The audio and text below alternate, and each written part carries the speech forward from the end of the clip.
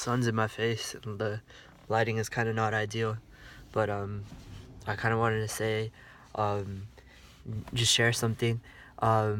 Like I've been lifting now for 6 years, and the other day, or like I've been lifting for 6 years right now, powerlifting for 6 years. No, powerlifting actually 3 or 4 years, but I um I was at my strongest. I used to think like a few years ago, like 2 to 3 years ago, when I'd say like 2 years ago, when I was heavier. So like now I'm 146, 147, and then back then I was like 165 maybe. And technically I was a little stronger, but actually I'm probably significantly stronger right now. Um, but by like by body weight and stuff. But then even then, like I have close to the strength that I did now back then. But no, technically I am stronger now. But the thing is, back then I would do like a lot of different like ego lifts and super heavy lifts, and I feel like I would kind of heal up quicker. And that's kind of what I wanted to talk about. I'd seen like other lifters talk about this, like pro lifters, power lifters. There's an interview of Ed Cohn and Steve Goggins, like two of the best power lifters like ever, like legends, and they're both like 40 plus, I believe, maybe 50 plus. And then in that interview they were like um asking them like, oh, like how has powerlifting changed for you, like now versus then. And they both kind of said that, like, they're still really like freakishly strong. Ed Cohn is, Steve Goggins is, they both are. And they can lift hundreds and hundreds of pounds. I mean, 600 pounds, 700 pounds, 800 pounds. I think Steve Goggins has deadlifted 800 pounds into his 50s. um, and they're maybe a little less stronger than they were in their prime, but it's not really that. They have similar strength, almost as much strength, and if they wanted to compete and still stay at that level, they sort of could, like even into their 50s. But the thing that they said that separates them from back then versus right now in the present is that they don't heal up the same. And this is something that I've seen. I'm like 24. I don't heal up the same that I would when I was like 20 or 21. I really don't. And I could take more like joint supplements and stuff. Maybe I sort of did back then, but I feel like it's not that. Like part of it is like age. I don't know. My friend who I look up to, my friend Kelvin, who's like a few years older than me, he would say the same thing when he was like my age, because he's like 26 or 27 now. I remember when he was like 23 or 24, he'd been lifting naturally for a long time, and like he like considered like taking stuff because he's like, I'm like not getting any younger. And I kind of see what he means now.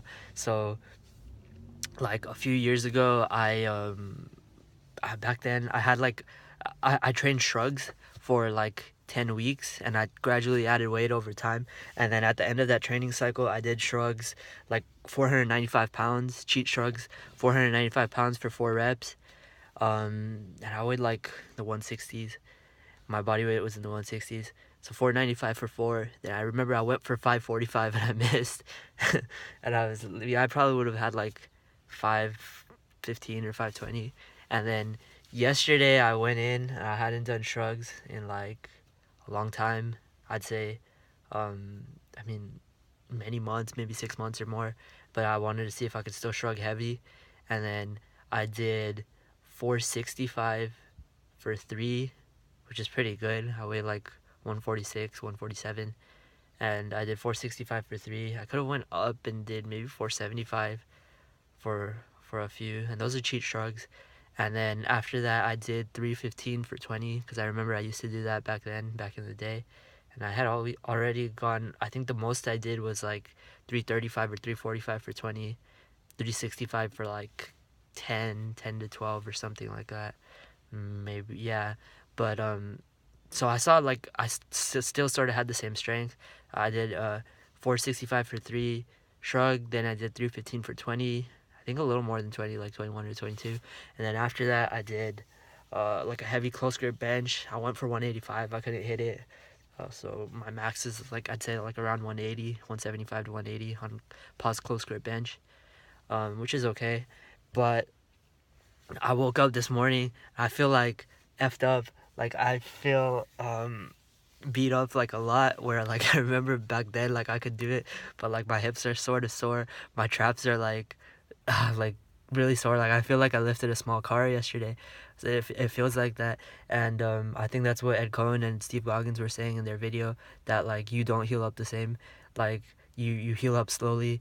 And I think it's important to remember that like we're human beings, and that we're not designed to lift like super heavy weight.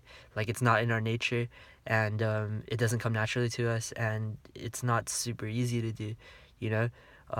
We're so And like, yeah, the more years you're in it, this is the pattern, is that the more years you're in it, you'll get stronger. But you also I mean, like Ray Dalio says in his book, like you're always struggling. It doesn't matter, you've never made it. Even when you're at the higher levels, like you'll have like new challenges. You don't have the challenges of like early growth or like proving yourself and stuff, but you have challenges of not being lazy, of of needing to be consistent, of not overreaching and doing too much, and just being honest with yourself, knowing where you are too. Like being honest that, like, you know, you're not in your young days. Like I don't heal up the same. I might be much stronger than I was a few years ago, but I really don't heal up the same. And it's funny, but I mean, it's fitting that it's like that. It's life.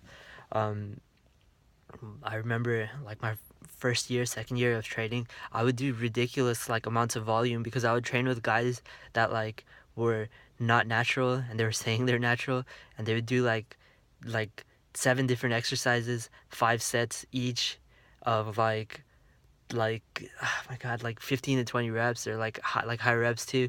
And like they'd work out for 3 hours, and I would try to match them, and I tried to match them in weight, and I was like that mentality that like, oh, like if I train hard I'll get big. And it was so dumb. And but I would heal up from it. Like I don't know how I would, but I'd take some pre-workout, and like I'd be lifting with guys who were like 200 pounds on gear, and like trying to match their weights, and like trying to match their workouts too, and do like 5 sets, uh or no, like, yeah, like 7 exercises, 5 sets each, and be in the gym for like 3 hours, and like try to like really kill it, and go home and eat a ton of food. That was a life. But I'd heal up from that somehow. And like now I don't heal up as quickly. It takes a few more days. There's potential for injury and stuff, but you still do it because I don't know, you love it. But yeah, it was just something I observed, and I kind of I saw that you don't heal up the same the more years you've been in it, but you are stronger technically. But it's I think the end of the day, like the principle here is that you just focus on making progress, not doing too much or too little, but being somewhere in the middle, and then it just kind of continues like that. And yeah, and it's a journey. So like we'll see how it keeps going. I want to see where it goes the more years I'm in it. Um, and people drop out of the sport because they try to do too much at a certain point, and then they get like stressed out, or like, I mean, they take it too seriously, you know. I like the saying that Benedict Magnuson, best deadlifter in the world, he said that um, make lifting a part of your life, but not the entirety of your life. I think that's true. Like, enjoy it, enjoy the process, but don't take it to extremes all the time, you know. At the end of the day, you want it to be like a relationship, like a girlfriend who you can enjoy your time together with, but you don't have to obsess over it or take it to crazy insane ends, you know. Just kind of enjoy it. That's what I think.